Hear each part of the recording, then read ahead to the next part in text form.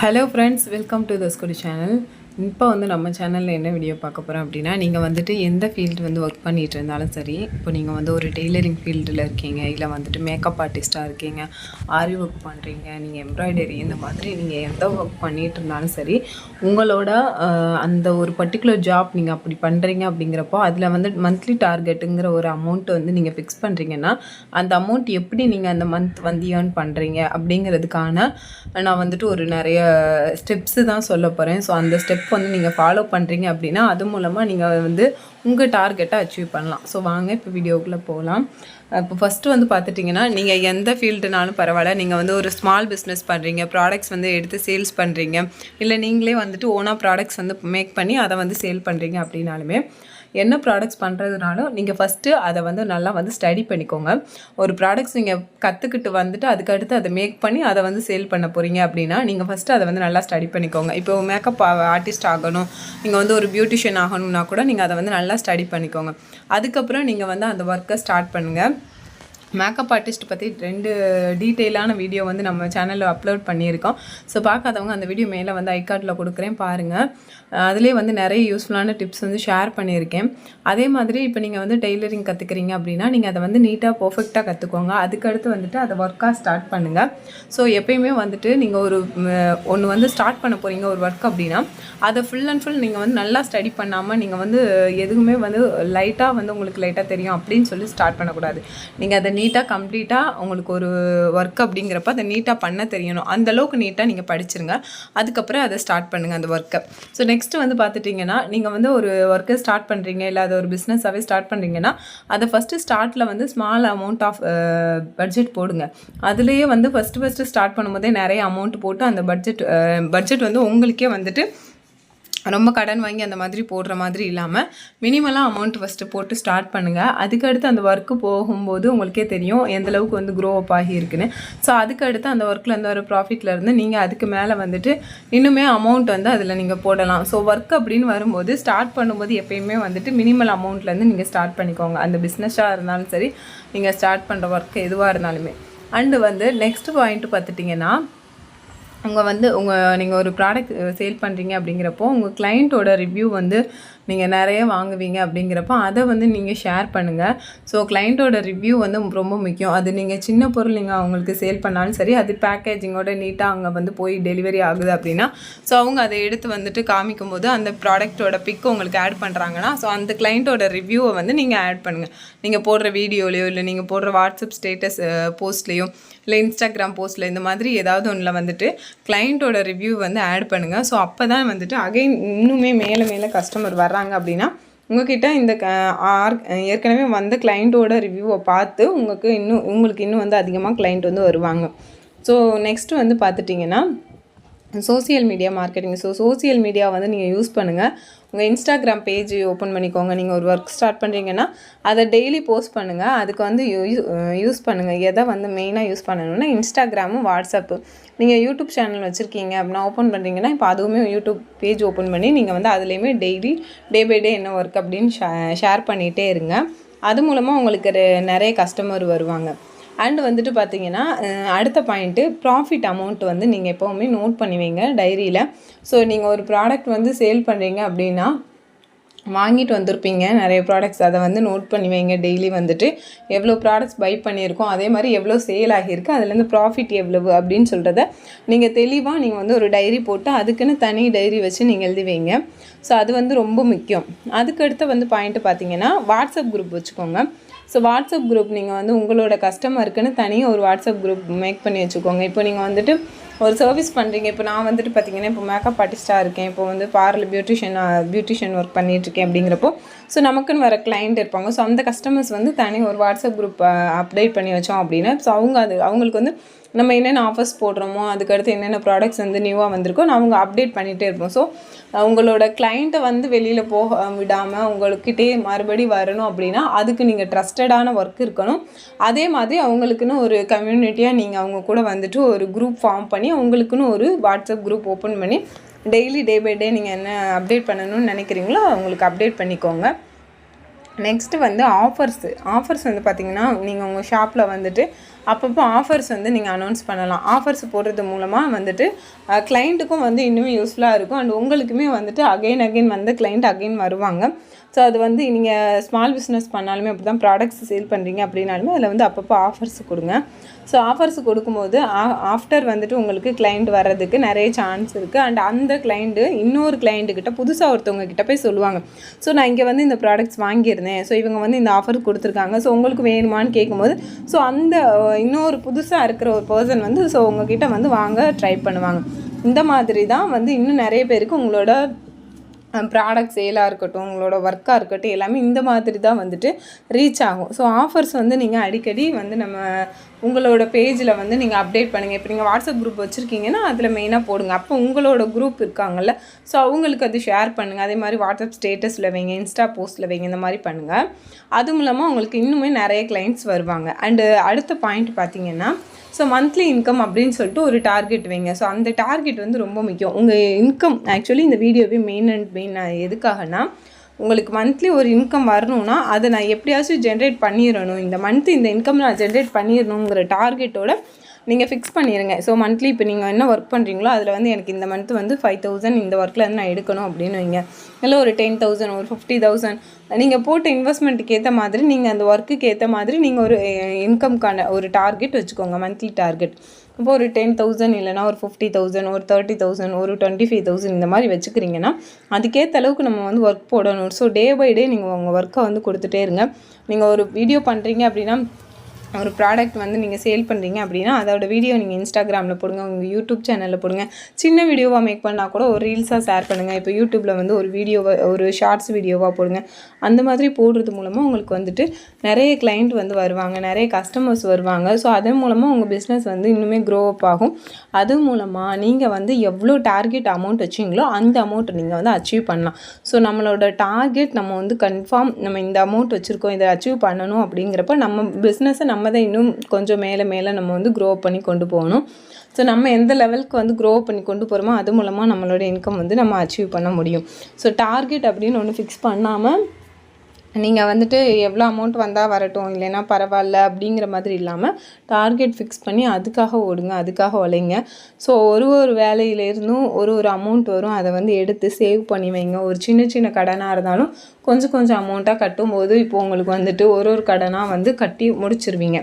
So அப்போது உங்களுக்கு ஈஸியராக இருக்கும். அதுக்கடுத்தது அப்படின்னு சொல்லி வரும்போது உங்களுக்கு இன்னும் ஈஸியராக இருக்கும். அண்ட் நெக்ஸ்ட்டு வந்து பார்த்திங்கன்னா ப்ரைஸ் ஃபிக்ஸிங். இப்போ ப்ரைஸ் ஃபிக்ஸிங் அப்படின்னு வரும்போது உங்கள் ப்ராடக்ட்ஸு நீங்கள் சேல் பண்ணுற ப்ராடக்ட்ஸ் வந்து நீங்கள் வந்துட்டு உங்களுக்கு தெரியும் இந்த ப்ராடக்ட் இவ்வளோ தான் அமௌண்ட்டுன்னு கொடுக்குறீங்க அப்படின்னா, நீங்கள் இன்னொரு பேஜில் பார்க்குறீங்க, இன்னொரு வெப்சைட்டில் பார்க்குறீங்கன்னா அவங்க அந்த ப்ரைஸில் கம்மியாக கொடுக்குறாங்கன்றதுக்காக நீங்களும் கம்மியாக கொடுக்கணும்னு அவசியம் கிடையாது. பிகாஸ் நீங்கள் வாங்கின ப்ராடக்ட்ஸோட குவாலிட்டி உங்களுக்கு தெரியும். ஸோ எவ்வளோ நல்ல ஒரு ப்ராடக்ட் நல்ல ஒரு குவாலிட்டியில் நீங்கள் கொடுக்குறீங்கன்னு உங்களுக்கு தெரியும். ஸோ அப்படி இருக்கும்போது நீங்கள் வந்து அந்த ப்ரைஸை ஃபிக்ஸ் பண்ணுங்கள். இன்னொருத்தவங்க வந்து கம்மியாக கொடுக்குறாங்கன்றதுக்காக நீங்கள் வந்து கம்மி பண்ணாதீங்க. அந்த ப்ராடக்ட்டுக்கான வேல்யூ இதுதான் அமௌண்ட் அப்படின்றப்ப அதை வாங்குறதுக்கான கஸ்டமர் கண்டிப்பாக வந்து வாங்குவாங்க. பிகாஸ் ப்ராடக்ட்ஸ் நல்ல ஒர்த்தான ப்ராடக்ட்ஸாக இருக்குது அப்படிங்கிறப்ப அதுக்கு அந்த அமௌண்ட் கரெக்டான அமௌண்ட்டாக நீங்கள் வைங்க. ரொம்பவும் அதிகமாகவும் இல்லாமல் இப்போ அதர் பேஜெல்லாம் பார்த்துட்டு நான் வந்துட்டு கம்மியாக வைக்கிறேன் அப்படியும் வைக்கக்கூடாது. ஸோ அந்த ப்ராடக்ட்ஸுக்குன்னு உங்களுக்கு தெரியும் அந்த அமௌண்ட்டு நீங்கள் ஃபிக்ஸ் பண்ணிங்க அப்படின்னா அதிலேருந்து நீங்கள் இறங்க வேணாம். ஸோ நல்ல ப்ராடக்ட்ஸ் அப்படிங்கிறப்ப கண்டிப்பாக கஸ்டமர்ஸ் வந்து உங்ககிட்ட பை பண்ணுவாங்க. ஏன்னா நீங்கள் அவங்களுக்கான அந்த ட்ரஸ்ட்டு கொடுத்துருப்பீங்க, ஆல்ரெடி உங்ககிட்ட வாங்கியிருப்பாங்க. அது ட்ரஸ்டடான ப்ராடக்ட்ஸாக இருக்கிறதுனால தான் அகெயின் உங்ககிட்ட வந்து கஸ்டமர் வந்து வாங்குவாங்க. ஸோ அப்படி இருக்கும்போது அவங்க இன்னும் 4 பேருக்கு சொல்லும்போது நியூவாக கஸ்டமர்ஸ் வந்தாலும் சரி அது வந்து உங்களுக்கு வந்து பெனிஃபிட் தான். ஸோ ப்ரைஸும் வந்து நீங்கள் எப்பயுமே வந்துட்டு ரொம்ப அதிகமாகவும் வைக்கக்கூடாது, ரொம்ப கம்மியாகவும் வைக்கக்கூடாது. உங்களுக்கு தெரியும் நீங்கள் வந்து சேல் பண்ணுற ப்ராடக்ட்ஸ் இது வந்து இவ்வளோ தான், மார்க்கெட்டில் எவ்வளோ அமௌண்ட் இருக்குதுன்னு பார்ப்பீங்க. ஸோ அதை விட வந்துட்டு ஸ்மால் பிஸ்னஸ் பண்ணுறவங்க மோஸ்ட்லி வந்து ரொம்ப கம்மியாக தான் கொடுப்பாங்க. ஸோ அந்த மாதிரி ரொம்ப கம்மியாக அடுத்தவங்களை பார்த்து கொடுக்குறதுன்றதை விட ஓரளவுக்கு வந்துட்டு உங்களுக்கு கரெக்டாக வர மாதிரி அமௌண்ட்டில் நீங்கள் அந்த வந்து ப்ராடக்ட்ஸை சேல் பண்ணுங்கள். இப்போ ப்ராடக்ட்ஸ் எடுத்துகிட்டு வந்து சேல் பண்ணுறீங்க அப்படின்னாலுமே அந்த ப்ராடக்ட்ஸில் வந்து எம்ஆர்பி இருக்கும். ஸோ அந்த எம்ஆர்பி எவ்வளோ இருக்கோ அதுக்கு சேல் பண்ணுங்கள். அதை விட நீங்கள் அதிகமாக சேல் பண்ணக்கூடாது. அந்த மாதிரி பண்ணும்போது உங்கள் கஸ்டமர்ஸ் கண்டிப்பாக உங்ககிட்ட தான் வந்து பை பண்ணுவாங்க. அவங்க மூலமாக இன்னும் உங்களுக்கு ஒரு 4 கஸ்டமர்ஸ் கிடைப்பாங்க. ஸோ எப்பயுமே வந்து அந்த பாயிண்ட்டை மறந்துடாதீங்க. அது வந்து நீங்கள் எந்த சின்ன ப்ராடக்ட்ஸாக இருந்தாலும் சரி, நீங்கள் பெரிய லெவலில் ப்ராடக்ட் சேல் பண்ணுறீங்கனாலும் சரி, மந்த்லி இவ்வளோ பை பண்ணுறீங்க சேல் பண்ணுறீங்க எதுவாக இருந்தாலும் நீங்கள் அந்த மாதிரி உங்களுக்குன்னு ஒரு ப்ராடக்ட்டோட ப்ரைஸ் ஃபிக்ஸ் பண்ணுறீங்கன்னா அதை கண்டினியூ பண்ணுங்கள். அது வந்துட்டு அது மூலமாக அது ஓகே அப்படிங்கிறப்ப அது மூலமாக இன்னுமே கஸ்டமர்ஸ் வரதான் செய்வாங்க. ஸோ நீங்கள் வந்து ரொம்ப கம்மி பண்ணும்போது அவங்க நினச்சிருவாங்க உங்கள் ப்ராடக்ட்ஸ் வந்து ரொம்ப லோவாக இருக்குது, அப்போ ஸோ ரொம்ப லோ ப்ரைஸில் இருக்குது, அப்போ குவாலிட்டி இல்லை அப்படின்னு நினச்சிருவாங்க. புதுசாக யாராவது வந்து பார்க்கும்போது என்ன நினைப்பாங்கன்னா அந்த ப்ராடக்ட்ஸ் இவ்வளோ கம்மியாக இருக்கான், அப்போ ஒருவேளை அமௌண்ட் ரொம்ப கம்மியாக அப்படிங்கிறப்போ அது வந்து குவாலிட்டி இருக்காதோ அப்படின்னு நினச்சிட்டு உங்ககிட்ட பை பண்ணாமல் போகிறதுக்குமே சான்சஸ் இருக்குது. ஸோ அதனால தான் நான் சொல்கிறேன், எப்போயுமே ப்ரைஸ் அப்படிங்கிறப்போ நீங்கள் ஃபிக்ஸ் பண்ணுறீங்கன்னா அந்த ப்ரைஸ்லேயே வந்துட்டு அகைன் நீங்கள் வந்து அதே கொண்டு போங்க. ஆஃபர்ஸ் வந்து அதிகமாக கொடுக்கும்போது அந்த டைமில் வேணால் நீங்கள் ப்ரைஸ் வந்து கம்மி பண்ணி கொடுக்கலாம். ஸோ ஆஃபர்ஸ்னு வரும்போது நம்ம வந்து அமௌண்ட் கம்மி பண்ணி கொடுக்குறது ஆஃபர்ஸில் வரும். ஸோ அந்த மாதிரி வேணால் நீங்கள் வந்து ட்ரை பண்ணி பார்க்கலாம்.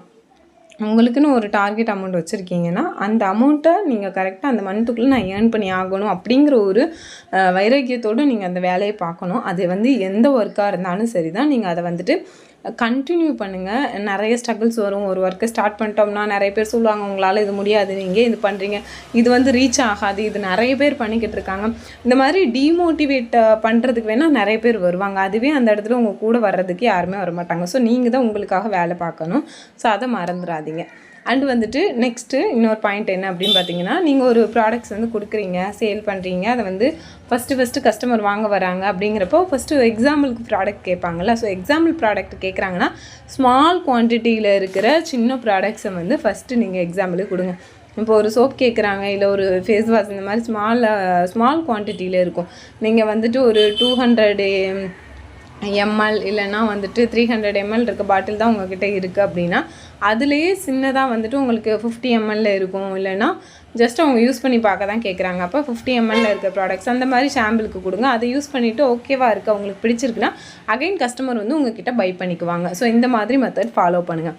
அண்டு வந்துட்டு முக்கியமானது என்னென்னா மணி மேனேஜ்மெண்ட். இந்த பாயிண்ட் வந்து ரொம்ப முக்கியம். நீங்கள் எவ்வளோ கணக்கு வந்து எழுதி வைக்கிறீங்களோ அதுதான் உங்களுக்கு வந்துட்டு ரொம்ப இம்பார்ட்டன்ட். ஏன்னா நீங்கள் ஒரு ப்ராடக்ட்ஸ் வாங்கிட்டு வரீங்கன்னா அதை நோட் பண்ணுவீங்க. ஆஃப்டர் நீங்கள் எவ்வளோ சேல் பண்ணியிருக்கீங்கன்னு நோட் பண்ணுவீங்க. அதே மாதிரி வந்துட்டு அதுக்கடுத்து மிச்சம் இன்னும் எவ்வளோ இருக்குது, இவ்வளோ அமௌண்ட் வந்து ப்ராஃபிட் வந்திருக்கு, அதையும் நீங்கள் எழுதி வைங்க.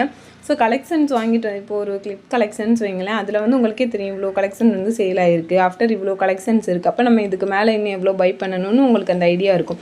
ஸோ எதுவுமே நோட் பண்ணாமல் நீங்கள் மணி வந்து ரொம்ப முக்கியம், மேனேஜ் பண்ணணும். ஸோ மேனேஜ்மெண்ட்டு ரொம்ப முக்கியம், மணி மேனேஜ்மெண்ட். நீங்கள் எதுவுமே மணி மேனேஜ்மெண்ட் பண்ணாமல் டேரெக்டாக வந்துட்டு வர்ற அமௌண்ட்டு சேல் பண்ணுறோம், அதுக்கடுத்து மறுபடியும் ப்ராடக்ட்ஸ் காசு போடுறோம், மறுபடியும் எடுத்துகிட்டு வந்து சேல் பண்ணுறோம் அப்படின்னா எவ்வளோ வாங்கியிருக்கோம், எவ்வளோ விற்றுருக்கோம், எவ்வளோ ப்ராஃபிட் வந்திருக்குன்னு எதுவுமே தெரியாமல் போயிடும். அதனால் ரொம்ப முக்கியமான பாயிண்ட் வந்து மணி மேனேஜ்மெண்ட்டு தான். நீங்கள் வந்துட்டு ஃபஸ்ட்டு ஒரு 10 ப்ராடக்ட்ஸ் வாங்கிட்டு வாங்க. இப்போ ஒரு கிளிப் கலெக்ஷன் வைங்க, ஹேர் கிளச்சஸ் அப்படின்றப்ப ட்ரெண்டிங்காக இருக்குது கொரியன் கிளச்சஸ். ஸோ இப்போ நானே வந்து அதை சேல் பண்ணுறேன்னா ஒரு 10 கலெக்ஷன் வாங்கிட்டு வரேன்னா அது நோட் பண்ணி வைப்பேன். அந்த 10 கலெக்ஷன்லேயுமே ஈச் ஒன் இப்போ ஒரு செட்லேயுமே பார்த்திங்கன்னா ஒரு 12 பீஸ் இருக்கும், ஒரு சில செட்டில் வந்து 24 பீஸ் இருக்கும். இப்போ எத்தனை பீஸ் சோல்ட் அவுட் ஆகியிருக்கு, இன்னும் எத்தனை பீஸ் வந்து பாக்கி இருக்குது, அண்ட் இன்னும் எத்தனை வந்துட்டு நம்ம அதுக்கடுத்து வேறு கலெக்ஷன் எடுக்கணும் அப்படிங்கிறது எனக்கு கரெக்டாக தெரியும். ஏன்னா நான் அந்தளவுக்கு வந்து நோட் பண்ணி வச்சுருப்பேன். ஸோ அந்த மாதிரி தான் இப்போ ஆன்டி டர்னிஸ்னாலும் நான் அதே மாதிரி தான் வச்சுருப்பேன். அப்படி இருக்கும்போது அடுத்தடுத்து நான் சேல் பண்ணுறதுக்கு எனக்கு கரெக்டாக வரும். அதுக்கடுத்து பார்த்துட்டிங்கன்னா ப்ராஃபிட் அமௌண்ட்டை வந்து நீங்கள் எப்போயுமே அது ஒரு செப்பரேட்டாக ஒரு கவரில் வைங்க. ப்ராஃபிட் அமௌண்ட் அப்படிங்கிறது வந்து நீங்கள் ஒரு ப்ராடக்ட் சேல் பண்ணினதுல இருந்து உங்களுக்கு கிடைச்ச ப்ராஃபிட் அமௌண்ட்.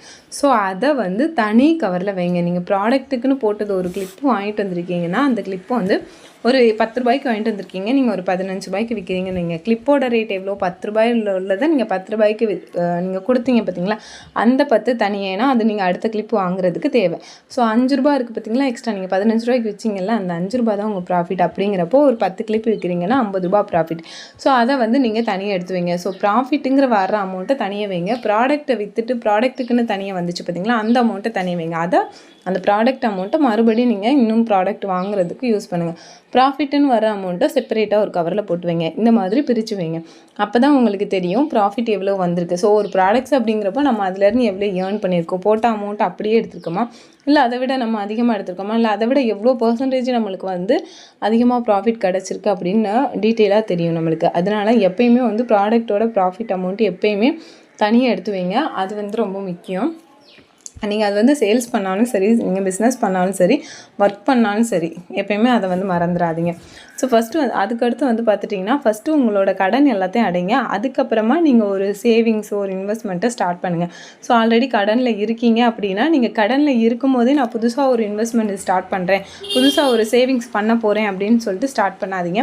முதல்ல இருக்கிற கடனை எல்லாமே வந்து அமௌண்ட் ஏர்ன் பண்ணுறீங்க, அதை வச்சு இருக்கிற கடன் எல்லாத்தையும் அடைச்சு முடிங்க. ஸோ அது எல்லாமே நீட்டாக முடிச்சிட்டிங்க அப்படிங்கன்னா நீங்கள் ஓகே, இதுக்கு மேலே நான் வந்து இன்வெஸ்ட்மெண்ட் ஸ்டார்ட் பண்ணலாம் அப்படின்றப்ப கரெக்டாக வரும். ஏன்னா நீங்கள் இன்வெஸ்ட்மெண்ட்டுக்கும் கட்ட முடியாமல் கடனுக்கும் கட்ட முடியாமல் ஸோ 2 சைடும் லாக் ஆகி நிற்பீங்க. ஸோ அதனால தான் சொல்கிறேன், ஃபஸ்ட்டு உங்களோட கடன் இருக்குன்னா டே பை டே வந்து ஒர்க் பண்ணுறீங்கன்னா அதுலேருந்து அமௌண்ட்டு தனியாக எடுத்து வச்சு நீங்கள் ஒரு கடனாக கட்டி முடிங்க. மந்த்லி கட்ட வேண்டிய அமௌண்ட்டுன்னு இருக்கும். ஸோ அது எல்லாமே கம்ப்ளீட்டாக கட்டி முடிச்சுட்டு அதுக்கப்புறமா நீங்கள் வந்துட்டு ஒரு இன்வெஸ்ட்மெண்ட் வந்து ஸ்டார்ட் பண்ணுங்கள். ஸோ அது வந்து ரொம்ப முக்கியம். அண்ட் வந்து பார்த்திங்கன்னா, இந்த வீடியோ உங்களுக்கு யூஸ்ஃபுல்லாக இருந்துச்சு அப்படின்னா மறக்காமல் இந்த வீடியோவுக்கு வந்து ஒரு லைக் கொடுங்க. தேங்க்யூ. அண்ட் நெக்ஸ்ட் ஒரு நல்ல வீடியோவில் அகைன் உங்களை மீட் பண்ணுறேன். தேங்க்யூ. பாய்.